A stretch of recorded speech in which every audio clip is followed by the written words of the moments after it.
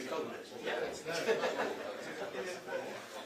Snowflake millennial type function.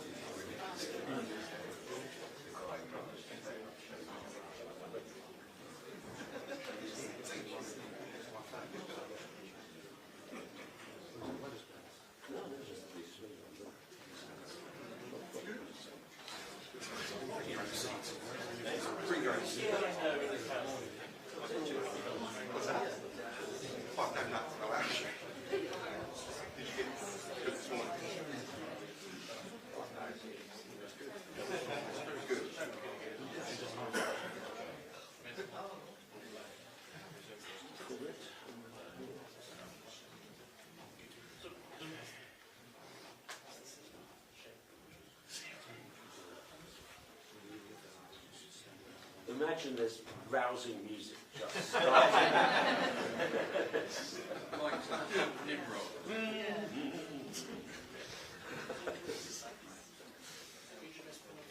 Probably.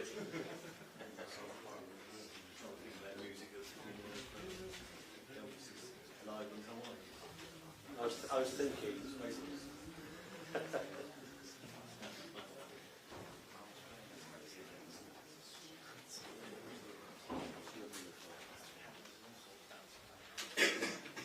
Thinking more Johnny Cash in the prison.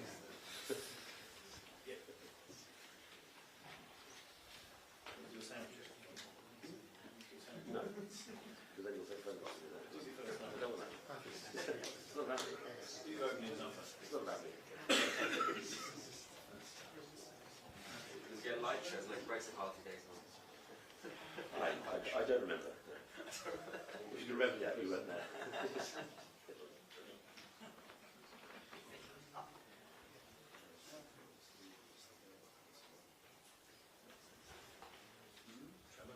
Even the victory party, Nelson.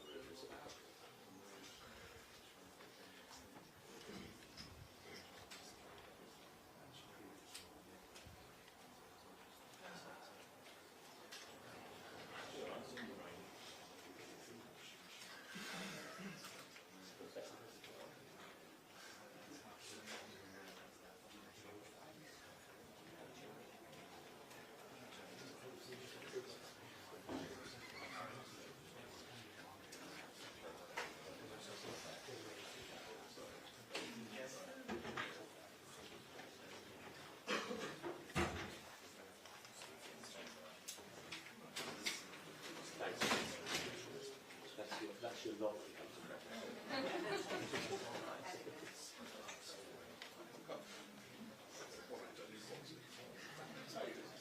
Everybody says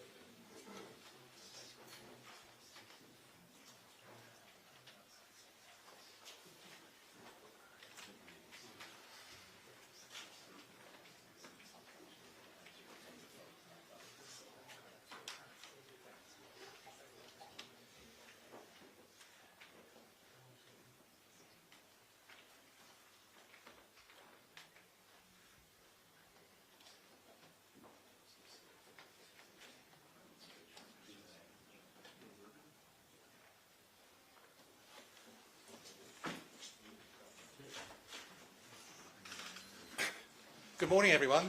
It's a pleasure to see so many people here today, especially on a wonderful summer's day. My name's Howard Cox, and for those of you who don't know me too well, I was the founder of Fairfield UK for the last 15 years. We've kept fuel duty frozen, and I'm now the proud candidate here, standing as MP for Dover and Deal. So I'm very proud to introduce very much an icon for me, an inspiration to me. That's the honorary president of Reform UK Party, Nigel Farage.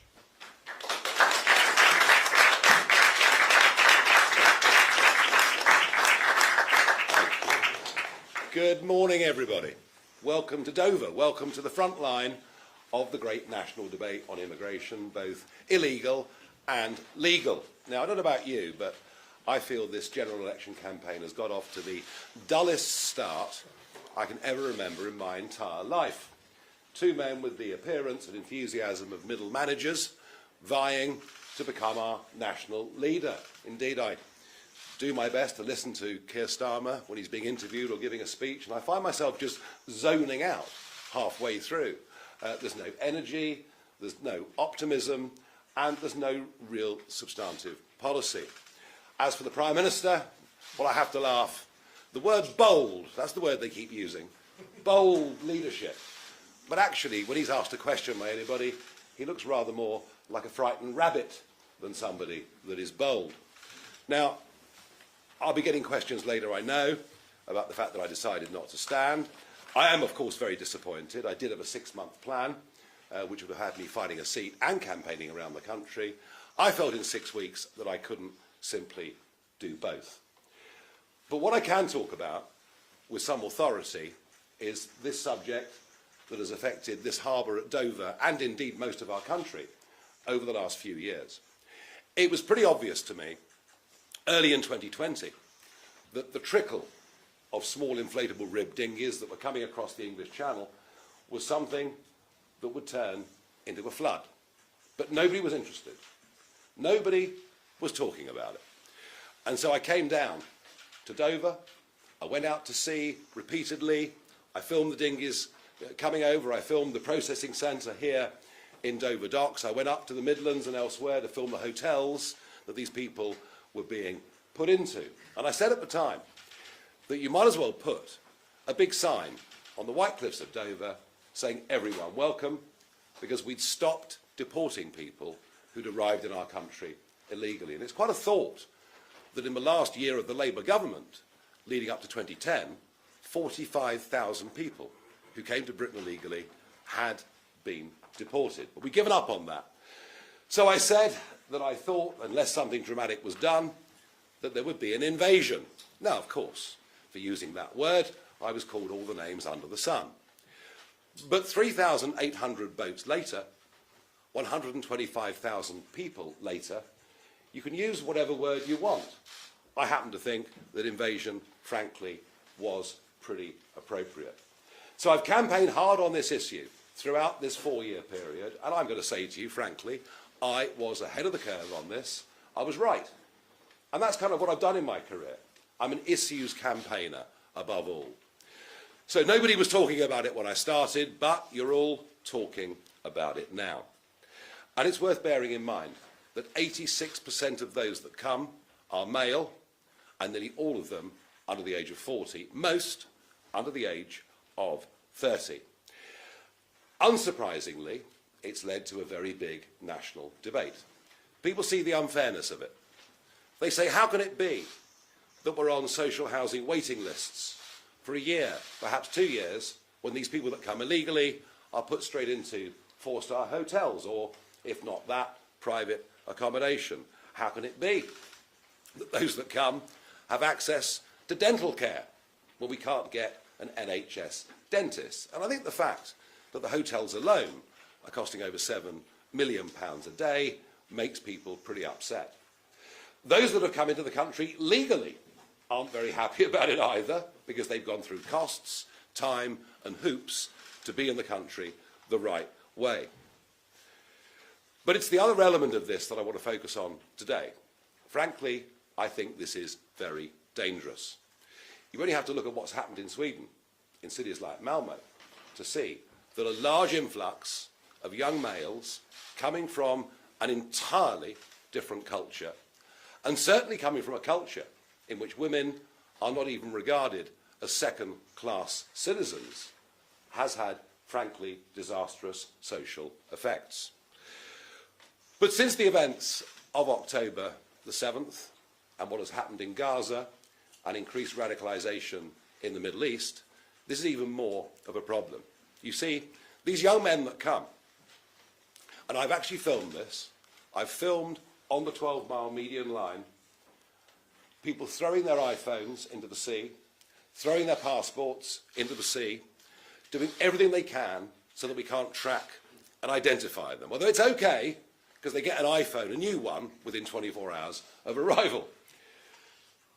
But I think this is a national security issue. Now, if you think I'm being over the top, let's have a think about our friend Donald Tusk, who I did battle with in the European Parliament many times, very much an EU lovey, now, of course, the Prime Minister of Poland.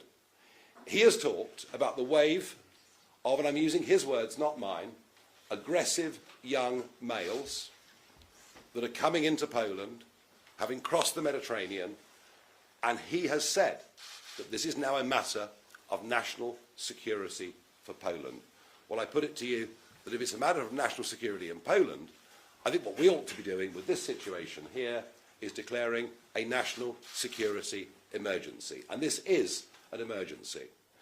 I talked over the course of the weekend to Trevor Phillips about the small but worryingly growing number of young men, predominantly young men, in this country, adopting radical views, views that aren't just un-British, but views that, frankly, are extremely anti-British.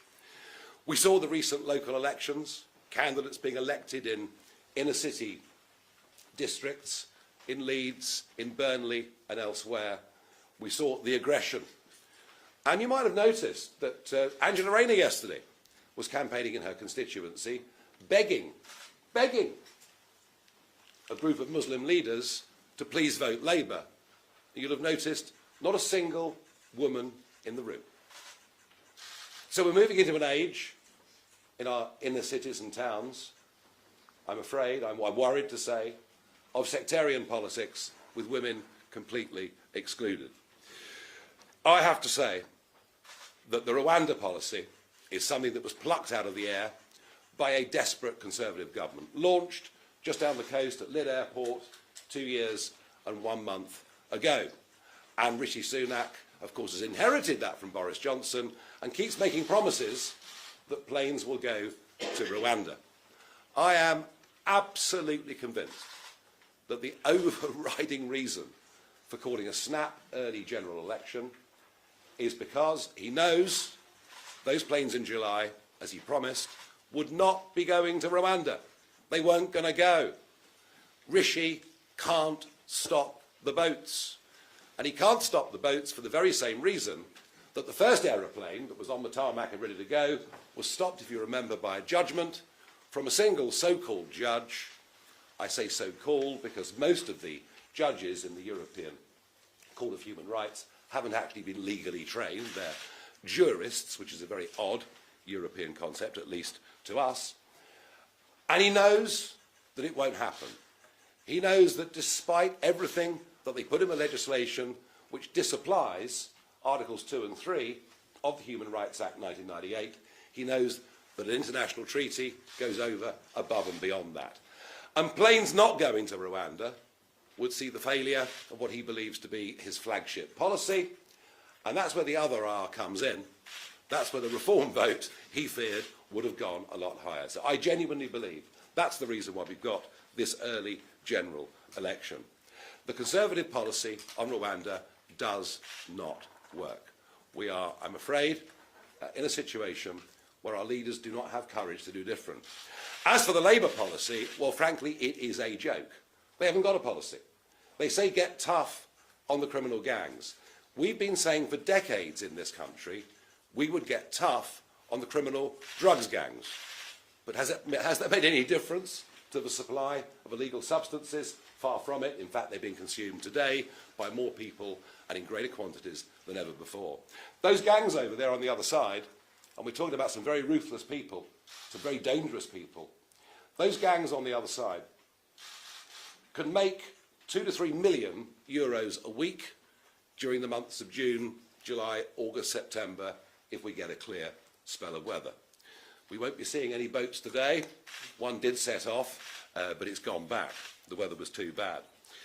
So there's no way just going for the gangs is going to make any difference. And in fact, he's even talking about joining up with an EU scheme that might finish up with us taking more people than we are at this moment in time. Neither side has any credible policy at all.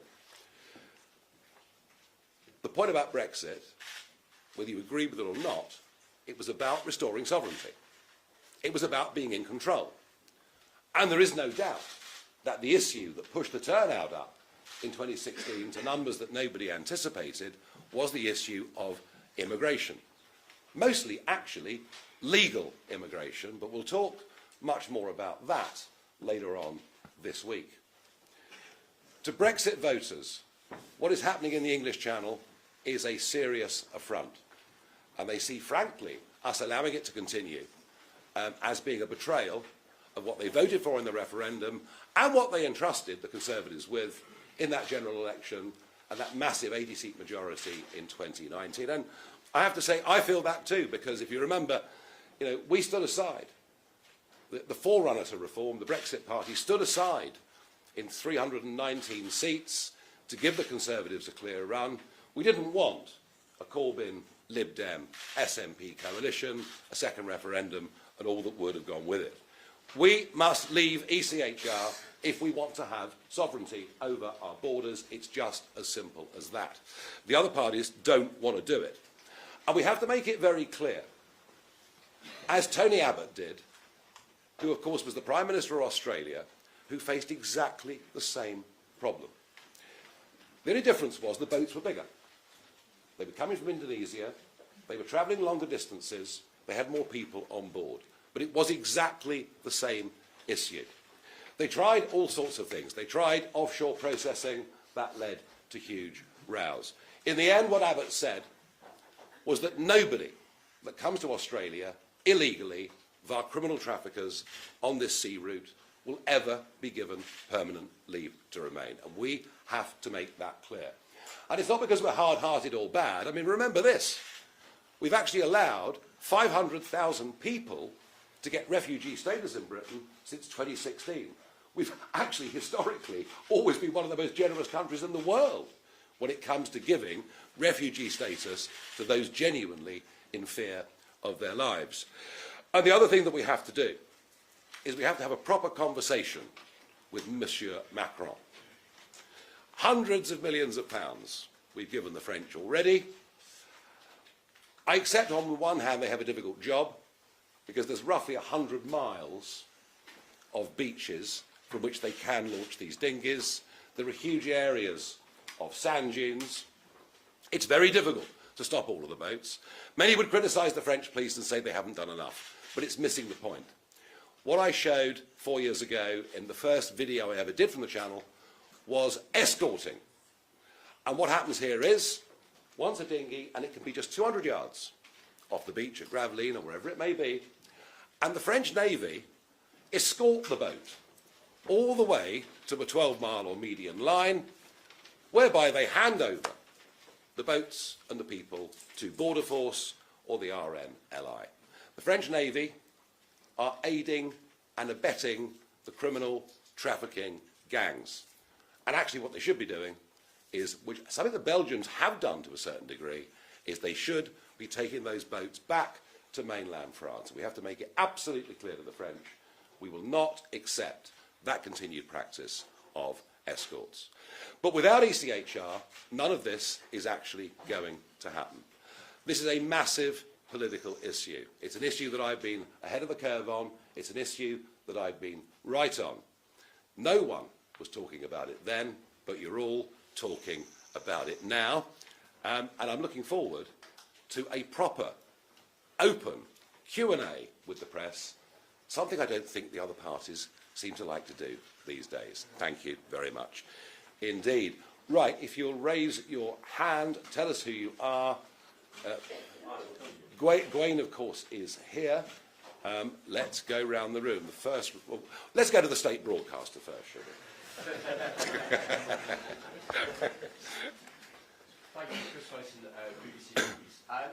Question about the politics, Nigel Farage, of this general election campaign, given what you've been saying in recent months. I'm trying to work out if you're seeking to destroy the Conservative Party or join it. Oh, they've destroyed themselves. They don't need my help. I mean, that job's done already. What Conservative? Is there a Conservative Party? I hadn't spotted it. I mean, all I can see really are two big social democrat parties. I mean, if you look at economics and many, many other areas, I mean, the policies are virtually identical. Yeah, sure, there's VAT on school fees and there are one or two things, but I can't think there's ever been less of a choice.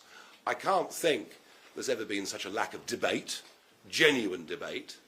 I mean, the economics of this, oh, well, you have to cut this to pay for that. I mean, nobody even talks about the fact we're running budget deficits. So there is a lack of proper debate between two leaders who really politically are not all that far apart. The Conservative Party, and remember those voters, the Red Wall voters, well, they actually were UKIP voters and Brexit Party voters. There was this idea in 2015, hysterical in some of the Conservative press, that if you vote for UKIP, Labour will win. Well, actually, what the UKIP vote in 15 did was give David Cameron a majority, because we hurt the Labour Party far more in the Midlands and the North than anybody had thought. So in a sense, I think of myself as the gateway drug through to the 2019 Conservative vote. And those people did vote for Boris Johnson. And in some ways, you know, I did give them a little bit of a wave, didn't I? I did say, kind of, you know, it's all right if you want to vote for Boris Johnson. And they're the ones that feel completely betrayed, totally let down. It isn't just immigration, it's you know, rafts of self-employed people, small business owners, feeling that Brexit should have brought some level of an easing of rules, and in some areas, actually the rules have got worse, not better, and that's our fault. Those people are not voting Conservative. In fact, some of the polling we've got for the Reform vote shows that even if we packed up tomorrow, they wouldn't go back to the Conservatives. Some would, a tiny number would, in fact slightly more might go back to Labour, interestingly. So no, they've wrecked it for themselves. Now, of course, they'll come up with the same argument, and Mel Stride was doing it this morning. They'll say that a vote for Reform is a vote for Labour. But when the public realise, and they're realising it already, this election is a foregone conclusion. Labour are going to win. And they're going to win quite big. And therefore, you could argue, actually, that a vote for the Conservative Party is a wasted vote. And given that you know Labour are going to win, why not vote for something that you actually believe in? Because here's the problem. The Conservatives will be in opposition, but they won't be the opposition. They are too split, they are too divided, they're too... I mean, goodness me, they've been fighting amongst themselves in government for years. Goodness knows what they're going to be like in opposition. And the important thing about this party, and the reason that I changed the name from the Brexit Party to Reform, was this is a 6-year plan. This is not about a quick hit in a few weeks' time. This has always been, and certainly my thoughts behind it, and Richard Tice agrees totally, this is all about building a base from which we go on and launch a serious assault at the next general election in 28 or 29 or whenever it may be. So I hope and pray that we get a cohort, and we're going to get millions of votes, of that there's no question. But I hope and believe we can get a cohort of MPs in Westminster so that we can be the voice of opposition. And as for joining the Conservatives, well, I think honestly, it's more likely that you finish up with a Canada-type situation of 30 years ago, where a party coincidentally called Reform became the new party of the centre-right in Canadian politics. And Stephen Harper, who was first elected as a Reform MP, became ultimately the premier of a completely brand new Conservative movement. And I think that's where we see ourselves, how we see ourselves looking ahead. You know, it's not easy under first past the post. I've never pretended that it is. Nobody alive knows more than me how difficult it is. But that's the plan. Okay, thank you very much. Where is the microphone? Gentleman there. My you've taken the PM on his record on immigration, but do you think this is going to get better or worse under Labour? And if you think it's going to get worse, aren't you effectively risking the Channel crisis is going to get even worse in itself? How could it get worse? How could it get worse? I mean, there's only a certain number of dinghies the traffickers could get their hands on. How can it get worse? And this argument, well, the Tories are absolutely hopeless and have betrayed you, but the other lot are worse. Vote Conservative. They're going to lose anyway. It's the point I made just a moment ago. And I think the public are realising that. They're going to lose anyway. Quite honestly, I don't think, whether it's the Channel or whether it's legal migration, I don't think there's any difference between the Labour and Conservative parties whatsoever. It was Labour that opened the doors in an irresponsible way that has led to these areas that we see where there is a lack of integration. All the Conservatives have done is to accelerate the process. Just look at the numbers. So no, I don't buy that argument in any way at all. Next hand's up. There's a hand. You're all going to get to ask your questions, by the way. Yes. If you want to, yeah. Oh, why not? Why not? Elizabeth Fitzgerald, Times Radio. I just want to clarify an element of your policy, because part of your plan so far is to pick up migrants from the boats whilst in the Channel and to intercept them there. What do you plan to do if the migrants jump into the water? We shouldn't need to. We shouldn't need to. The French Navy should be stopping the boats from coming. That's the point I'm making. They shouldn't be escorting them. And one of the reasons the French don't do it is the migrants say, oh, if you stop us getting to England, we'll jump overboard. Well, do you know what? They might do it for a day or two, but once they realise the French Navy is serious, that will stop. But what if it doesn't stop? What if there are some migrants who do cross into British territory and then they do jump into the water? I mean, the seafarers' rules state that you have to save life where possible. What's your plan there? I know that. I've been involved in a rescue. I was involved in a rescue of Dungeness Point 3 winters ago. Coming into October, we were out fishing in a boat. We saw a kayak that you could have bought for 40 euros in a supermarket. So I've been involved personally in rescuing 2 men who then tipped out into the water. I understand saving lives at sea. I'll tell you what, more people will die if we continue to allow people to cross the Channel than if we intervene and intercept and make sure that it won't be allowed. And this is, above all, the responsibility of the French. When this started in 2018, 19, 20, the average number of occupants of a boat was 14 to 16. And they were the ribs, the quite heavy dinghies, relatively safe. Now they're coming in, made for one-time use boats. They're very flimsy. They've got balsa wood glued into the bottom of them. The average boat size now is 50, but some boats have had up to 80 on. At some point in time, there will be a collision in the shipping lanes, in fog, and you will see a huge loss of life. So I understand the question. I understand what you're saying. Migrants threaten to throw themselves in the water. But once people know they can't come to the UK, they won't be allowed to stay, it will stop. As the microphone's there, there's a gentleman there. Charles Hymas from the Daily Telegraph. Why do you think that you can get a better deal with the French than any deal with politicians? How will you be able to negotiate with them, persuade them to take back migrants? Well, I think the one thing the French will respect is firmness, and I don't think we've had very much of that. And I do, Charles, reiterate my point that the escorting by the French Navy is aiding and abetting criminal trafficking. And if the French won't cooperate, well, we may have to use the Royal Marines and send some people back to the beaches of France. But I hope it never gets to that, but it may have to come to that. They need to know that we're serious. We've given them a vast sum of money.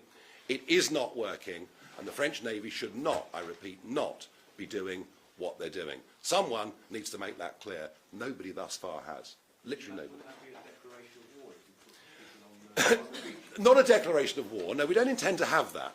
But we have to persuade the French army. It used to happen years ago here, I know. But we have to persuade the French that what their navy is doing is absolutely plain wrong. Wrong at every level. Right. Now, where's the mic? There. Who was next? A gentleman there. Thank you, Nigel. A question about you, if I may. Oh, gosh. Thomas Godfrey from the Sun newspaper, sorry. You've had to insist you didn't bottle it by bailing out standing for election as a candidate, and one of the reasons you said that you'd campaign but not be involved as a prospective MP is because of the US elections. So twofold. Are you a chicken for not standing? And what do you care more about, electing Donald Trump in America or the was Yes, successful fair for a question. Reform Party in Britain? Well, first question, look, 6 weeks is not long enough to take on a parliamentary seat, and it's me. You know, it's me. I stood for UKIP many, many times, which was a pressure group that used elections to push out its message. And of course, if we saved our deposit, I mean, that was enough for an all-night party. Never needed much excuse, I know, but and I've only stood once for Parliament seriously, and what happened? I stood just a few miles up the road here, and what happened? Third-party campaign groups spent unbelievable sums of money putting negativity through people's doors, the likes of which you can't believe. The Conservatives cheated to such an extent that one of the agents got a 9-month prison sentence for mass overspending. So for me to fight and win any constituency, I'm going to need a lot of time and a lot of data. I can't do that in 6 weeks. So you can call me what you like, but I think realist might be more accurate. But I'm very, very happy to support the campaign. And I want us to have a proper debate. And we started today on this question of illegal immigration and the fact that nobody's offering anything that's going to be a solution. And we're going to move on over the next few weeks to economics and many, many other issues. Now, of course, this general election matters.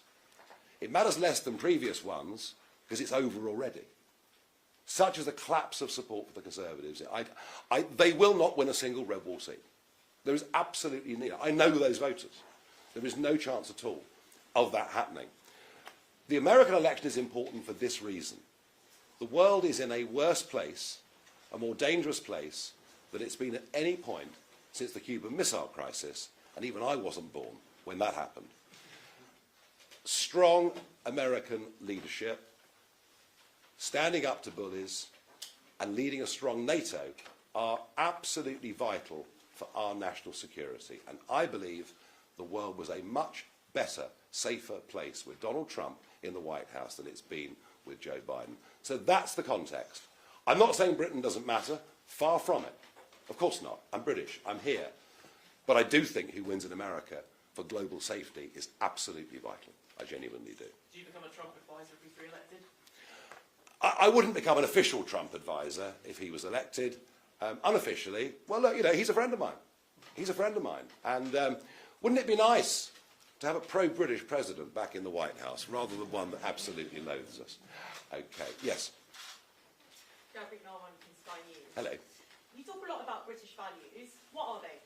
I didn't talk a lot about British values, but I think women playing a part. I mean, you're here, which is interesting because if you were at an Angela Rayner meeting, I doubt you'd be welcome. And indeed, if you see the victory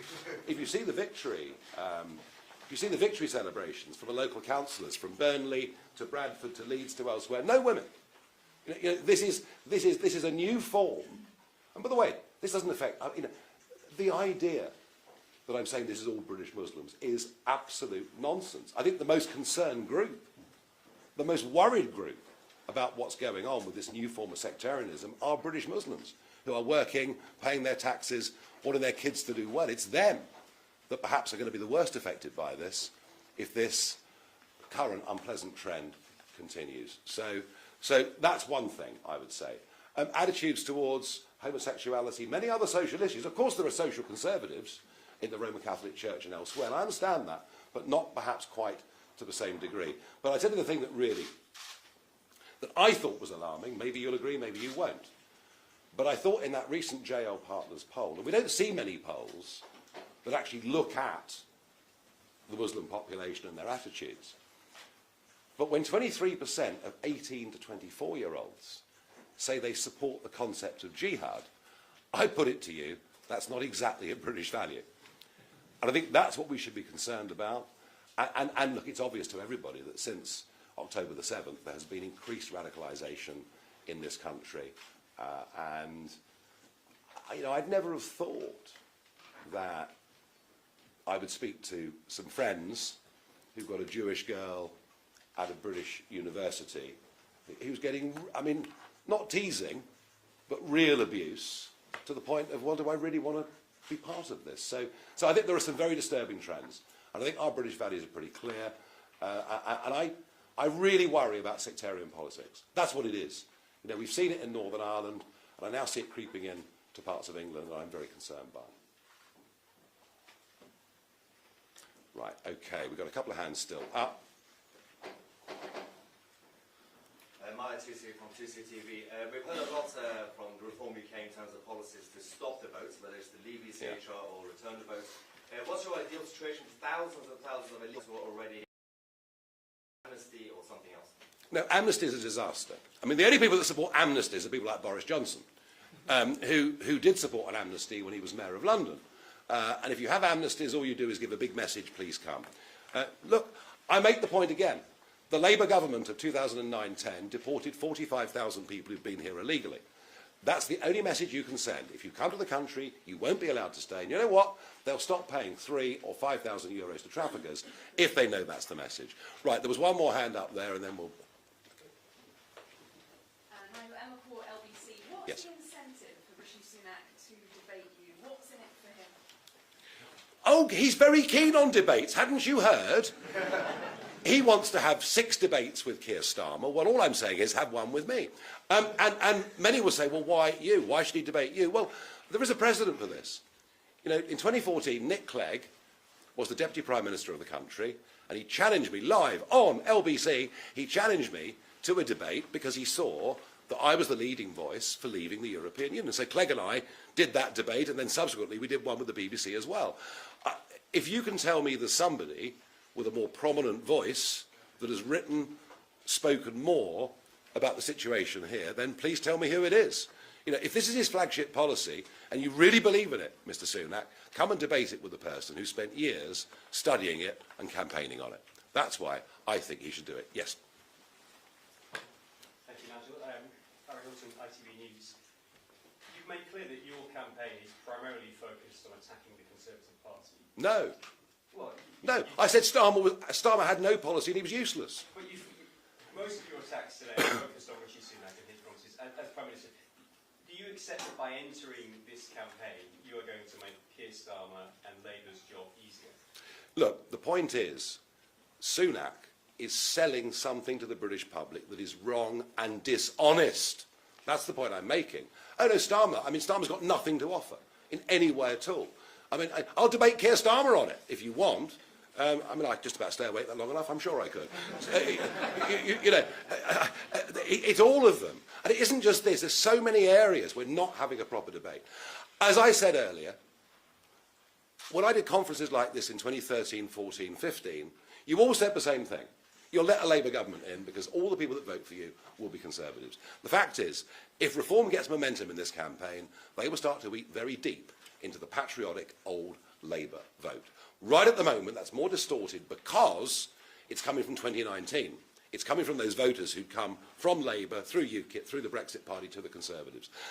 But that makes no difference to the Conservatives. That's gone anyway. They've destroyed themselves without any help from reform, without any help from me. So I genuinely think we're not heading for an election where, you know, on the Sunday breakfast table before election day, families say, well, who do we want to win, or who do we least want to win, which is often under first past the post how we vote. We often vote for the least worst.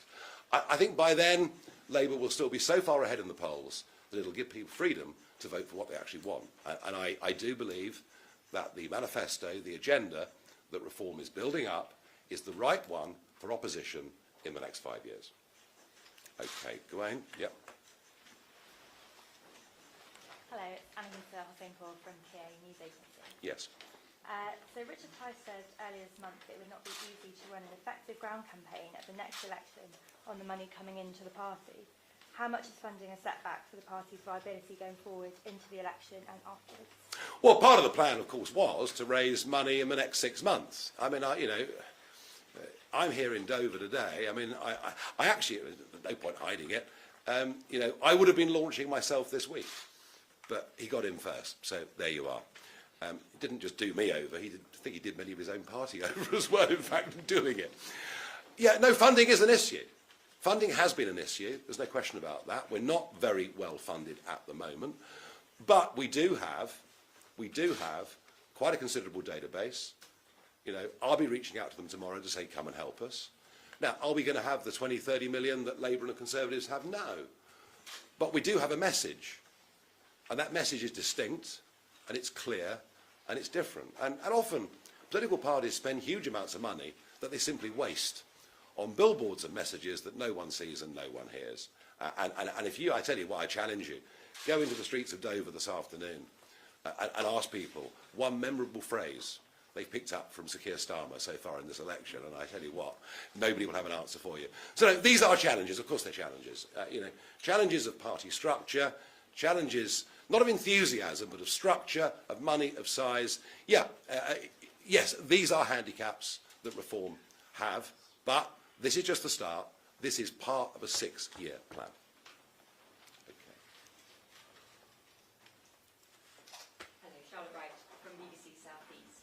In your speech today, you've used terms like invasion, disastrous social effects, saying we should be declaring a national security emergency.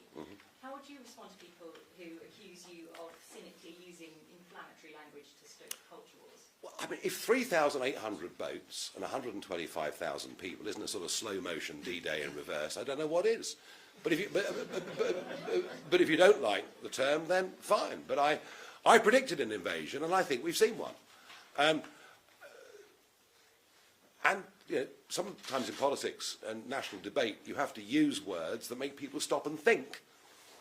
All I've ever tried to do, whether it's on Europe or this subject or debanking or whatever it is, the thing that I've been good at is to get people to debate things and to make their own minds up. And so I think some of the abuse and some of the complete misquotes I've had since sitting down with Trevor Phillips, incidentally, isn't it funny that Trevor Phillips was suspended from the Labour Party for making very similar comments to me just a few years earlier? I'm not completely on my own with worrying about this problem of these young people who are becoming completely detached from our society. It's real. So I would argue with anybody that wants to be abusive that abuse is a way of avoiding debate. And rather than being rude, come and debate with me. I'm happy to debate with anybody on any of these points because I feel really confident when I say that I think what I said on Sunday reflects a growing sense of unease that is being felt by a huge number of people in this country that something is going very badly wrong. Thank you. Okay, right, this is the last one. Great stuff. Gwen?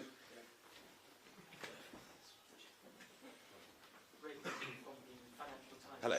Nigel, you mentioned that UKIP was a pressure group. That's how you described it. In the early days, yeah. But at its peak, it had hundreds of councillors. You were winning by-elections, then Westminster seats. Reforms only managed to scrape 2 council seats in the recent local elections. It struggled in by-elections to even push the Conservatives into 3rd place. How would you describe the Reform Party as it stands? Well, exactly 30 years ago this week, I was campaigning on the streets of Eastleigh as UKIP's first ever adopted parliamentary candidate for a by-election in which a Conservative Member of Parliament had died in slightly strange circumstances. And yeah, all through the 1990s and all through the early noughties, I stood for UKIP, and we never got anywhere. As I joked earlier, saving a deposit was an excuse for a celebration. We took the view that think tanks have their place, pressure groups have their place, but if we could fight national elections and get 25 million leaflets delivered with the post office through people's doors, that was a better way of promoting our message than anything else. It wasn't really until 2011, 2012, when UKIP started to win seats and started to become a major national party. And there's the point. It took 20 years. It took UKIP 20 years to become a serious political force. It won't take Reform 20 years, but I do think we can do it within 6. So yeah, there are, and I said to PA earlier, and I accepted, there are weaknesses. We don't have that base on the ground. We don't have that voluntary structure on the scale that the other parties do. But in the room with you today are a number of candidates who are standing for us in Kent. Yeah, it's very, starting again from scratch is very, very difficult. And, Richard Tice has kept this thing going over the last few years. Many times been told he's wasting his time, there's no need, there's no gap in the market. He's done it at considerable time and cost to himself, and I pay full credit to him because reform is going to be here, and it will be here for the next 6 years, because I repeat the point, the Conservatives will be in opposition, but they will not be the opposition. Is this you back full-time deliver that 6 years? I am back for this campaign. I will be helping in America later in the year. There's no doubt about that. But do I have personal ambitions looking ahead towards 28, 29? Well, yes, but somebody younger and better might come along. And I have to accept that. I'm blooming 60. I mean, crikey. If my health holds, and frankly, it's not been better in 20 years. If my health holds, then I want to be part of this big fight running up to the next general election. Yes. Thanks, everybody. I've done my best. One more. One more. Sorry, I apologise. Yes, of course. I didn't see your hand up. Hello. Thank you, Nigel. I thought you were going to run scared from being quizzed by... What? I never run scared of anything. Least of all the Guardian. I mean, you've been criticised... I know, for years. Well, specifically by Jewish and Muslim groups over the years for using, Islamophobic and anti-Semitic dogmas. What, both? I've done both. So everyone hates me. I'm like Millwall Football Club, aren't I? Seriously, people across the country are really proud of British values that are accepting of people of different faiths. Mm-hmm. So why should voters trust you? Why should they bother voting? Look, as you say, you can't call me Islamophobic and anti-Semitic in the same sentence. I mean, I'm used to a shed load of abuse. I rather enjoy it, but there needs to be a little bit more consistency, in my opinion. Look, I will always get attacked because I've always been prepared to put my head up and talk about things that other people would rather brush under the carpet and say it's just too awkward in polite society. I absolutely am proud of the fact that of all the countries in Europe, in the post-war period, we had the best levels of integration through immigration. We were streets ahead. We were streets ahead of France, of Germany, of all of those countries. We've got an amazing record, when it comes to granting, whether it's Huguenots or Jewish people or Ugandan Asians. So I subscribe to all of those things. The reason I say what I say is this has all gone out of kilter. I repeat the point. From Windrush till the turn of the century, net migration into Britain ran at 30,000 a year. It's now running at 750,000. The thing is out of control. And I've noticed this, whether it's in politics, whether it's in business, whether it's in sport or science or whatever it may be, if you dare to say something that is not the current prevailing orthodox view, you're always written off as being mad and bad. All I can say to you personally is I don't hold any of those negative motives whatsoever, but I do think that our liberal establishment have forgotten what proper debate is. I do think that our educational establishment have stopped teaching young people critical thinking, and I do think that our country is, frankly, going downhill. We're in decline, socially, economically, and in many, many other ways. And as I will lay out on Thursday, mass immigration into Britain has gone from being a success story, a unique success story in Europe, to something now that is a terrible burden and is damaging the quality of life of literally every single person in this country. Thank you, everybody.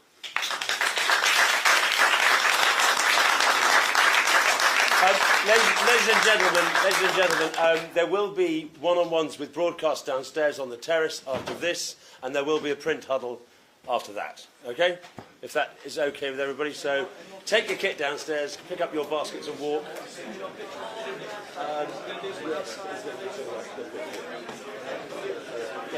Just thinking words people after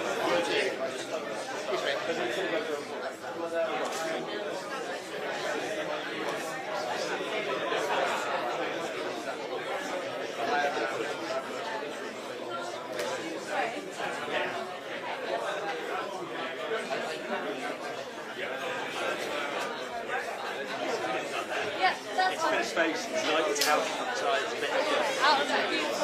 Well, it's not beautiful, but either that, if you want to use the bar downstairs... It's kind of easy to just get everyone based standing. But it's just want to get everybody downstairs to clear the space.